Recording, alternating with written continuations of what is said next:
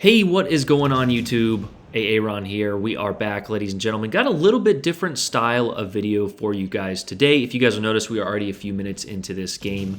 The end of this game wasn't, overly exciting. Didn't really get a high caliber or anything, but the middle engagement here, which you can kind of see going on, is pretty interesting, and it is a very coachable moment. I'm going to go ahead and let this clip play directly from the live stream, and then we're going to go back over it. But what I want you guys to do when this is going on is ask yourself what I'm doing, why I'm doing it, and what would you have done.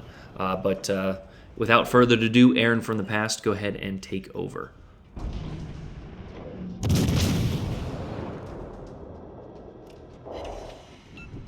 Now we break his guns. By break his guns, I mean citadel him.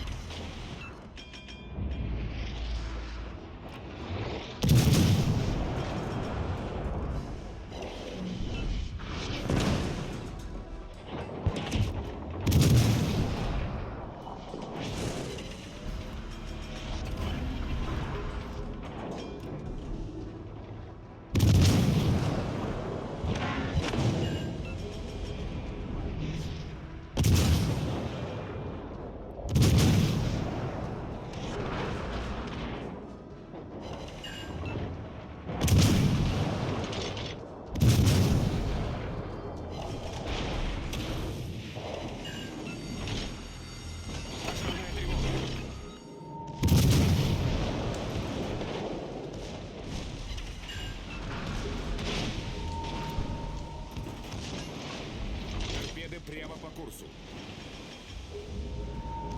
Торпеды прямо по курсу. Вражеский эсминец уничтожен. Двойной удар. Вражеский крейсер потоплен.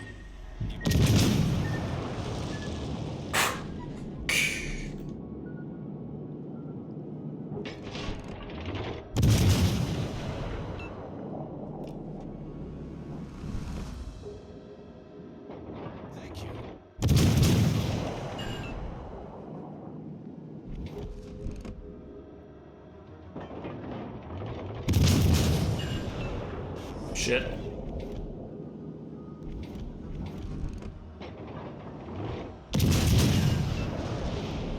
Don't hurt me.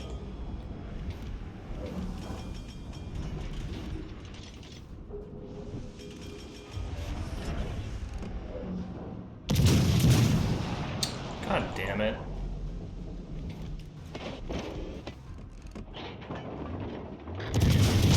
Please don't get me spotted, Mummy.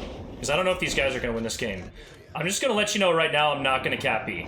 All right. I hope you guys got all that. It was kind of a lot happening in a short amount of time. But right off the rip here, I noticed that there is a Riga in front of us, of course. There's no battleship behind him, though. 2 battleships are dead on the enemy team, and we actually just lost one. So our teammates did a good job on that. But because of that, we have no, potential overmatch behind this Riga, so we can easily DPM him.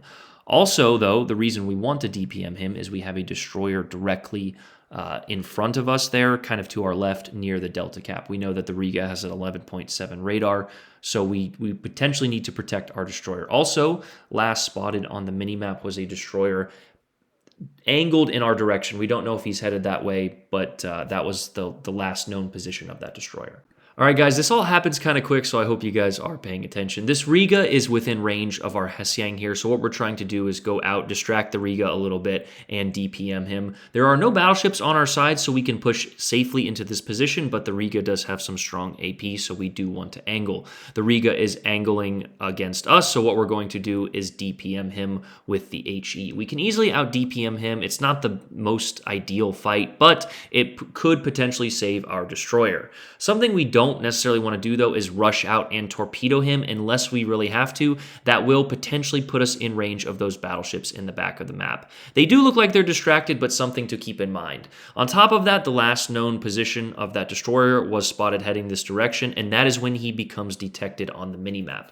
You will also notice that I switched to AP here for the Riga. Why? Because the Hsiang dropped torpedoes.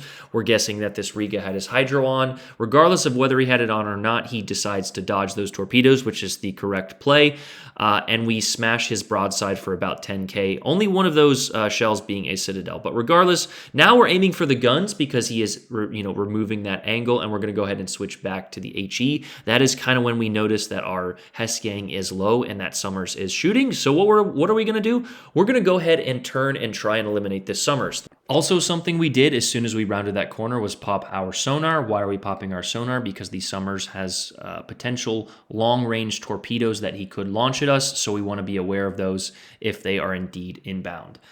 In the meantime, though, we went ahead and switched our guns. He did go dark, losing his gun firing penalty, but we have a radar, so he is SOL. But we're focusing the Summers. Why? Because the destroyer is the more dangerous threat. Also, we do have torpedoes, so we can potentially torpedo this Riga if necessary. It looks like the Riga is trying to get the drive-by and or the ram. A ram would have been acceptable. We just want to make sure we get that destroyer. He was on permanent fire. He did launch torpedoes. We ended up getting double fired, either due to secondaries or another salvo from that Summers, but we popped the damage con. We did save our damage con, and we pop our heal. So a 10 out of 10 execution of killing both of those ships and surviving. And then the next play of the game is helping our team DPM the remaining ships, as we are tied on caps and only up in terms of points due to our ship advantage.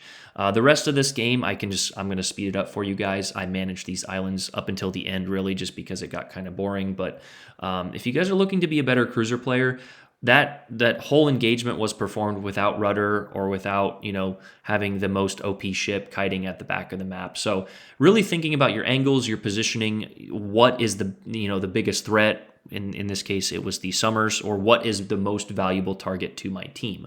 I don't really care if that Riga lives. It's not necessarily the most impactful ship. Yes, he would have gotten a broadside or this flank and potentially the decap, but we took a huge amount of health off him.